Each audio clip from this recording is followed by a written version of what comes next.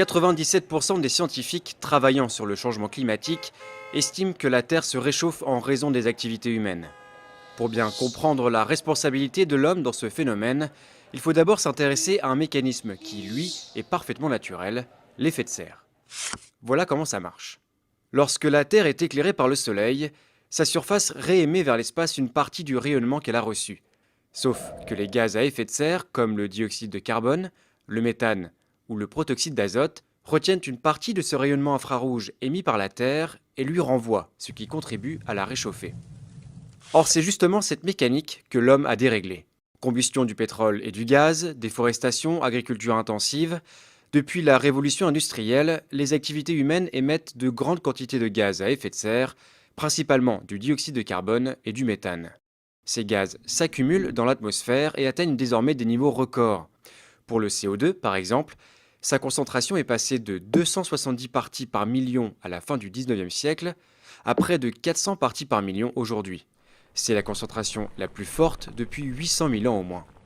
Conséquence, l'effet de serre s'intensifie.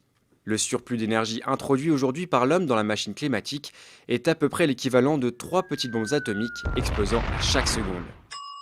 Et les conséquences sont dramatiques. D'abord, sur les températures.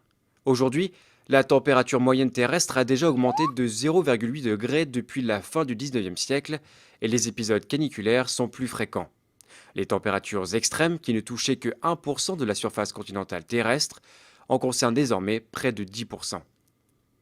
En admettant que la concentration de CO2 double d'ici 2100, la Terre verra sa température moyenne grimper encore dans une fourchette comprise entre 1,5 degré et 4,5 degrés supplémentaires.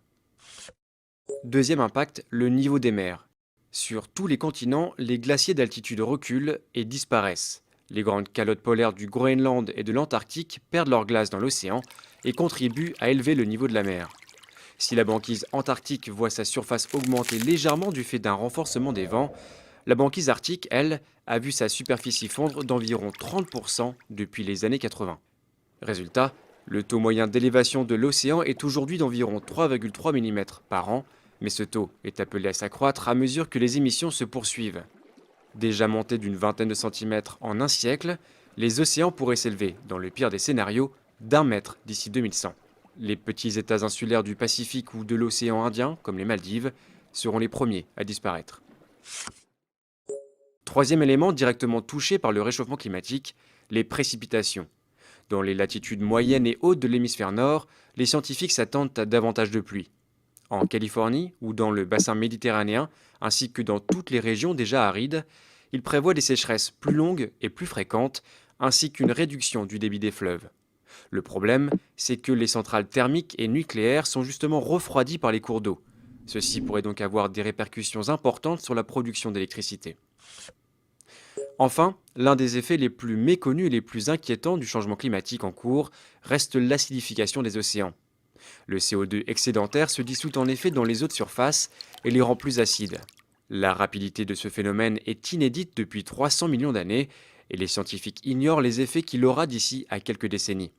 Les coquillages et certains planctons qui constituent le socle de la chaîne alimentaire pourraient ne pas pouvoir s'y adapter. Leur disparition aurait un impact direct sur l'ensemble des espèces, l'homme compris.